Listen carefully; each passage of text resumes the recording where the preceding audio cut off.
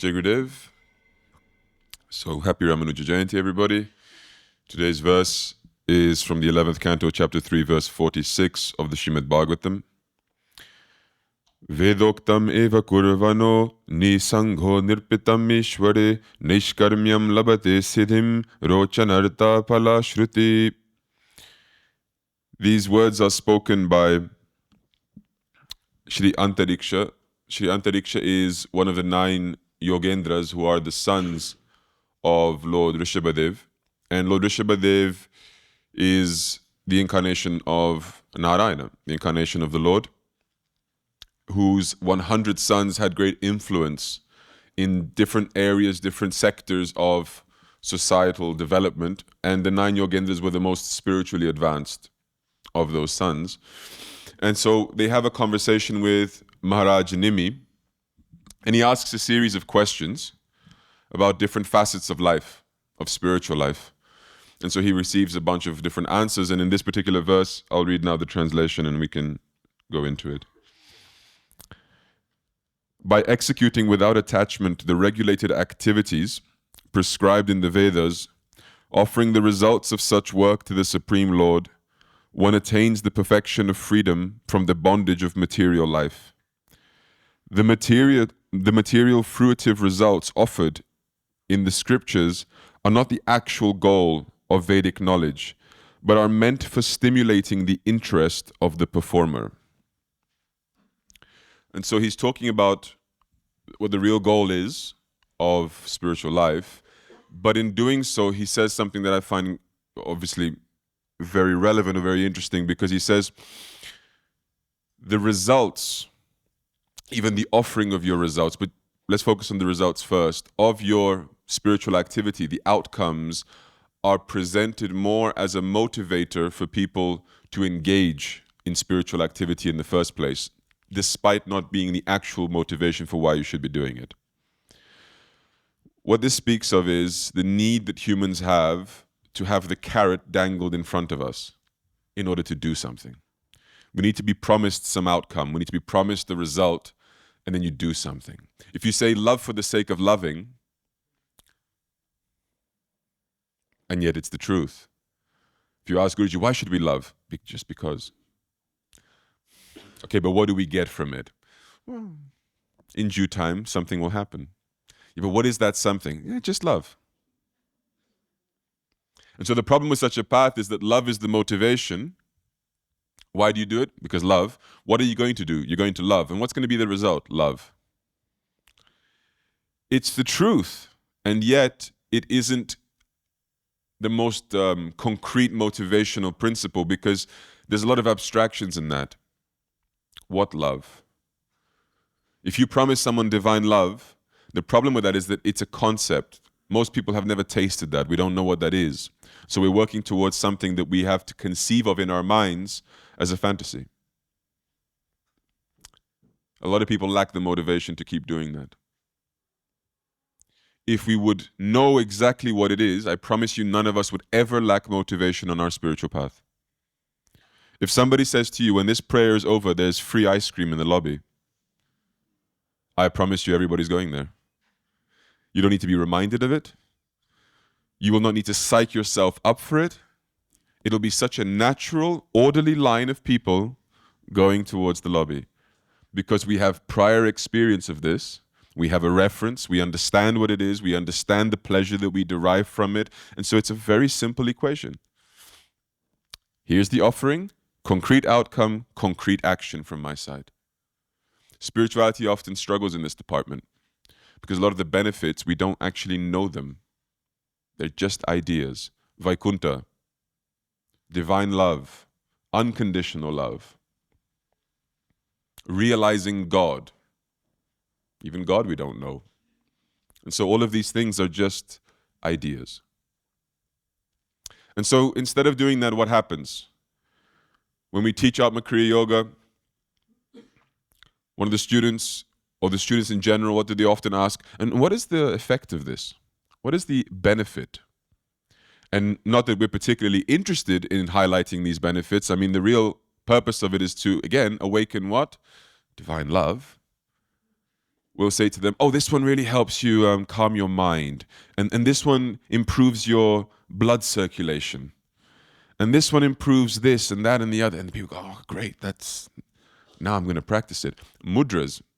If you ever learned mudras from Guruji, in the mudra courses, Guruji will say, and this mudra brings 10 benefits, right? And you see the next week, everybody's trying to get the mudra right. Because, did you hear the benefits? Incredible. It has always been this way. It will always be this way. Because we're conditioned a certain way, and that conditioning requires a gradual transition. We cannot go from 0 to 100. What is 0? 0 is a involuntary madness, I would say, an attraction, a tendency towards gratifying ourself. What is that self? That's the problem. That is a self conceived of under the influence of avidya. Avidya means a lack of spiritual knowledge. Not knowing who we actually are, we think ourselves to be something else, and then naturally we live a life trying to fulfill the needs and the wants of that version of us that isn't real. That is our default setting that we're conditioned to live by. You want tasty food to please your tongue. You want beautiful sights to please your eyes. You want beautiful sounds to please your ears. You want beautiful things to touch. And that is the life you start to construct, right? Because that's who you believe yourself to be, your senses. The mind that enjoys the outcomes of those sense interactions. Once you start to understand who you really are gradually, because it doesn't come from one moment to the other, once you start to understand yourself as a soul, an transcendental soul, you start to understand what are the same things that used to be pleasing to those senses and the thing you thought you were, what is actually pleasing to who you actually know yourself to be in truth, and you understand it's a complete different lifestyle. Because what actually nourishes your soul is different. And so you naturally start to get attraction for those things, but it is a process and there's a transition. And to suddenly let go of all those attractions that your senses had and suddenly say, now I'm only attracted by the holy name of the Lord, is a wonderful fantasy. It takes time. It takes deconditioning and reconditioning. Because you lose one attachment, but you have to place that energy, that same attraction elsewhere. The most effective way of that happening is by the direct perception of a greater beauty, of a greater taste. Krishna says, for one who has seen him, all other desires are automatically renounced. That principle is easy to understand.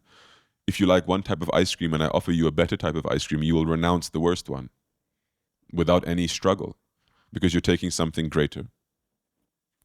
So the same principle will be here. But again, Krishna says, for one who sees me, not for one who conceptually thinks of me. Because again, it's just an idea. It's not enough to kill off all the other attractions. Only when we actually have the direct experience will that truly kill off the other attractions as a viable competitor. Because right now, a lot of people in this room will sit here and say, oh yeah, but Guruji, he's a divine incarnation, isn't he? And yet, you have a bunch of competitive desires, don't you? Because it's not so much looking at something divine. The deities are fully God. It's not so much looking at something divine, it's perceiving the divinity in it directly. Divinity is there. It doesn't mean your perception is there. God is all around us right now. God is inside of you. That doesn't mean you perceive him. You conceptualize him. That's not enough. That doesn't kill the competition. So knowing that to be the case, what should a spiritual master do?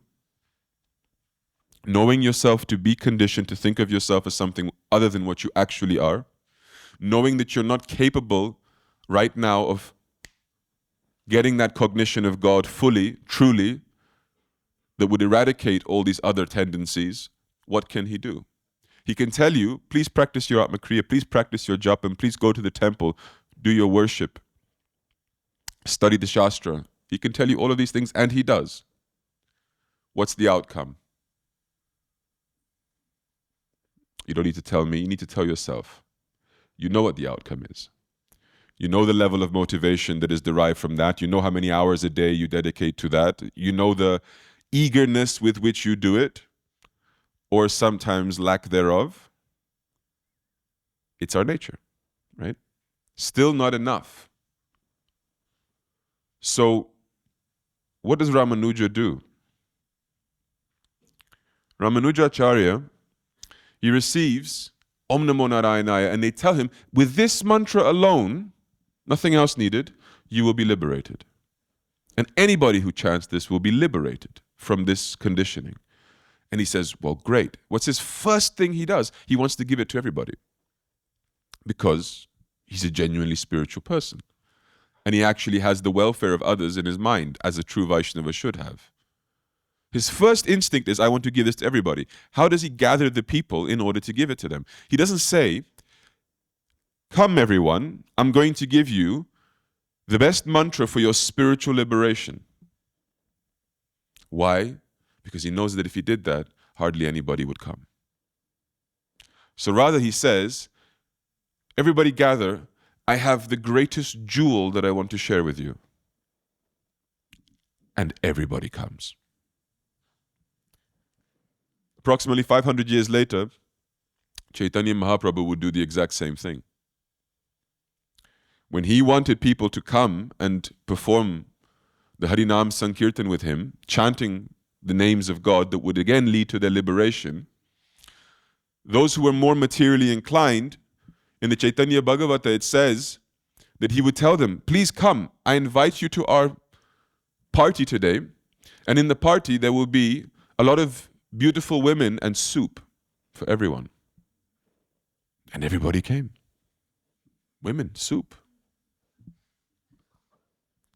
In those days, there were not pizza and ice cream to offer. It was, let's gather in the lobby for soup. Okay? And they all came. And remarkably, nobody really left complaining. Where are the women? Where's the soup? The women was the Divine Mother as Bhudevi. Because chanting, they would be in such joy, such ecstasy, hearing Chaitanya Mahaprabhu's chanting, hearing the chanting of the devotees, they would roll on the ground in ecstasy, hugging the woman that is Bhudevi. Soup, well, the divine name of God is always described as nectar, Amrit. You chant, Amrit, drinking soup. He didn't lie, just packaged the truth differently. That's a nice way of putting it. Ramanuja did the same. I'm coming here to give you the most special jewel. He didn't lie, he packaged the truth differently. Why? Because he understands human nature. They understood human nature. In today's day and age, Guruji is not necessarily promising you soup, women, or diamonds. And yet, in some sense, the same thing is happening. How many times, I would be lying, how many times have I heard devotees whispering amongst themselves during Shivaratri, maybe this Shivaratri I'll get a lingam from Guruji. Maybe, I saw him make a ring for someone today. Maybe I'm next. Right? Now, if you ask them, what's the actual spiritual benefit for you for getting that? They have no clue what to tell you. No idea whatsoever. Just, it looks nice. Diamonds. So Ramanuja, check. And then, what do we do in Bhakti Yoga? What do we really do?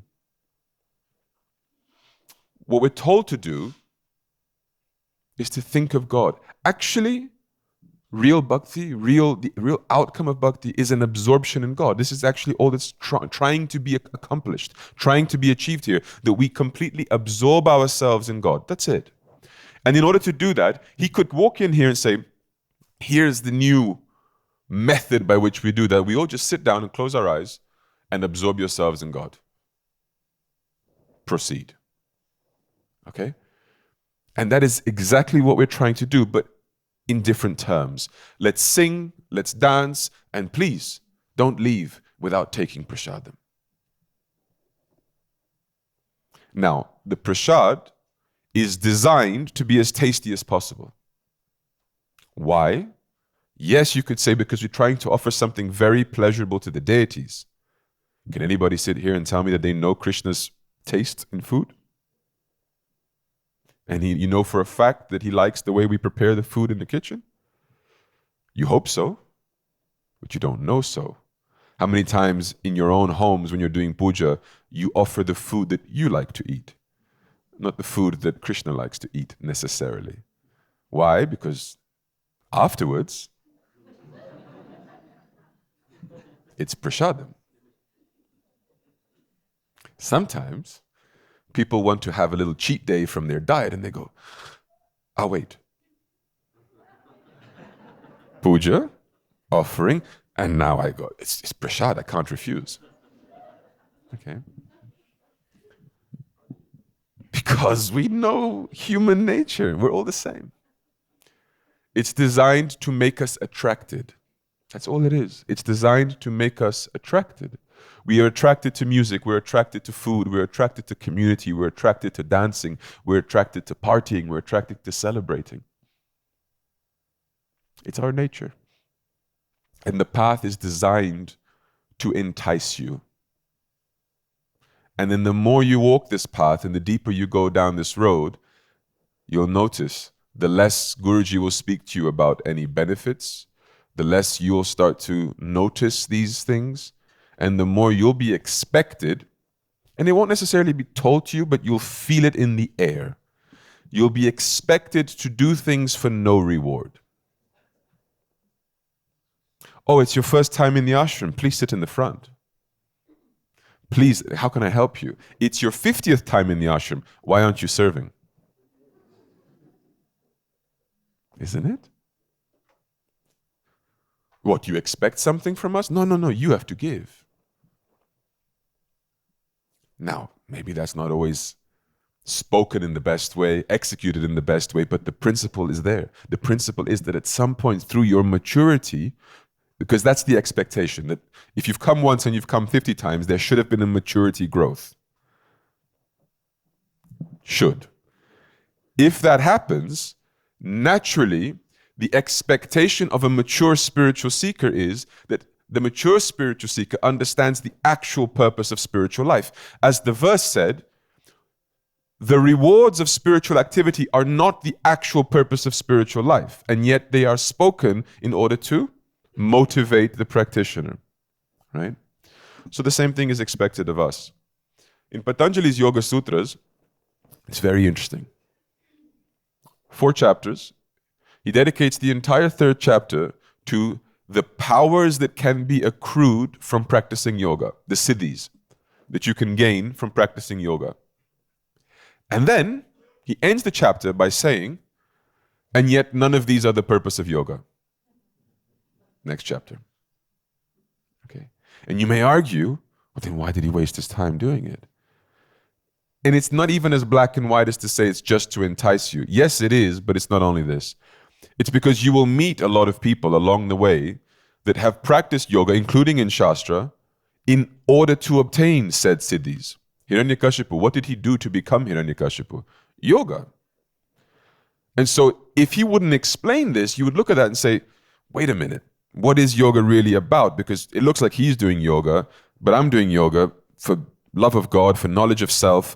He's doing it for something maybe different. What's really going on here? And so he maps out, no. All of these things are in fact the result of yoga, but they are not the purpose of yoga. And these are 2 distinct things. The result of something may not be its actual purpose, because the result may be one amongst many. So one of the results of yoga is to know yourself. Another result is the awakening of said siddhis. Now, which one is primary, which one is secondary? Which one is the one you should be aiming for, and which one should you be ignoring or treat incidentally? Let's put it like this. And so that has to be put there in paper as well. And yet, I can promise you, when somebody comes and looks at him and hears some stories about him, they will hear He's here teaching people how to love God. He's here trying his best to guide people towards surrendering towards God. But before they care about that, they're not going to come here and say, tell me about his whole, instructing people to love God. No, they'll say, tell me about his powers. I heard some stuff about powers. What's that all about? Right? See how much more that catches the mind of people, the attention of people positively and negatively, than 99% of what he actually does, which is you should love God and you should surrender to God. And maybe 1% of the year, he will exhibit a siddhi or another, and you go, that's what he's all about. Look at that guru. He's all about them siddhis. Please see what that shows you about you.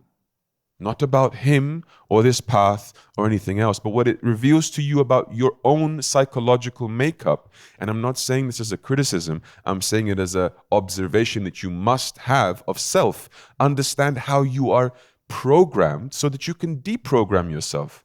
Because we are programmed to look at the shiny toy. But if you listen, you will hear that it was never meant for you, this shiny toy. He's not sitting here saying, come to me, I will teach you siddhis. Have you ever heard that from him? Ever? I promise you, I've asked him for it, he didn't give. I said, Guruji, listen. He was in a good mood, so I start with, Guruji, listen. I said, I do a lot of preaching, and Bhagavad Gita, Bhakti is the best, surrender to God, Haribol. Okay, but if I had a siddhi or two, I think the preaching would be more effective. Because imagine I'm telling them, surrender to Krishna, and then I just start levitating, right?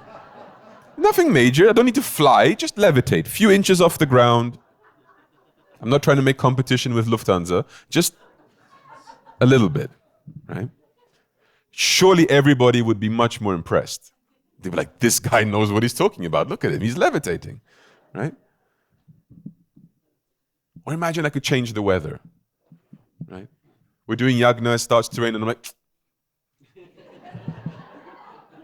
weather changes, okay, svaha, and we just continue the yagna. Again, not making a big deal out of it, but everybody will be like, wow, this really works, this guy's great. And then I'll say, I'm not great, my guru is great. Perfect preaching, look at that, right? And he didn't give it, right? He looked at me, he might have given me a few taps on the head, and life moved on, right? The point being is, even if you ask, even if you try to make it about that, he doesn't allow his spiritual path to be about that. And yet, how much do we think about those things? How much does our mind naturally gravitate towards those things? You know how I know? Shivaratri always sold out. Tell me whatever you want about it. We're a Vaishnava movement and we have more people here for Shivaratri than Krishna Janmashtami. Why do you think that is? You think it takes a genius to figure it out? Oh, but we're awake all night. Nobody's enjoying it after 3 a.m., don't lie to me. A few people, the crazier ones. Krishna Janmashtami, we go till about 2 or 3 a.m. also. Midnight, Abhishekam, midnight the curtain opens. It's not much different. Kartik, we're awake all night dancing, singing kirtan. But there's no lingams being materialized. You think we get as many people here for Kartik as we do for Shivaratri? What do you think that tells us? Because Shiva is the primary goal of Bhakti Marga? Yeah. And it is funny, but it's also slightly not. Slightly. Because it depends if you've been able to make that transition, because I'm all for you coming here to take the blessing of Lord Shiva and to venerate him and to become like him. 1000%. Please do continue to do it. It's wonderful. But if that's your reason, really, then yes. But you only know that. You only know if there is a tiny little factor that is still calling you because, well, Shivaratri is, that night where we get to see a little extra. You understand?